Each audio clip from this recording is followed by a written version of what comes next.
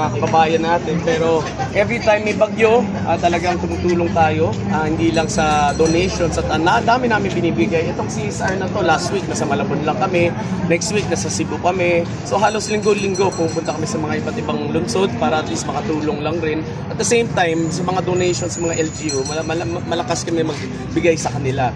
At sa mga gusto tumulong, every time may bibili sa amin, namimigay rin kami ng libreng goods. So, kung gusto nyo tumulong, kung gusto nyo bumili ng sardinas or ng mga relief goods para kabayan natin, i-match po natin yung mga orders ninyo ng in a certain volume. So, kailangan talaga natin magtulong-tulong dito, lalo na sa mga isalanta. So, kawawa rin tayo. Sir, paano po kayo ma-reach yung mga gustong tumulong? Meron po tayong website, sa Facebook page rin natin. At the same time, pwedeng mag-order online at nandun po yung mga price list natin kung magkano po, naka-discount at kung ilan po yung mga libreng ibibigay natin to match the donation na donate nyo.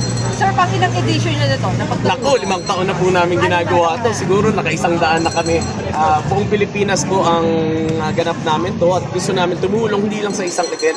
Dapat tuloy-tuloy ang tulong natin sa mga kapwa natin Pilipino. Hindi lang isahan to, pang matagalan po.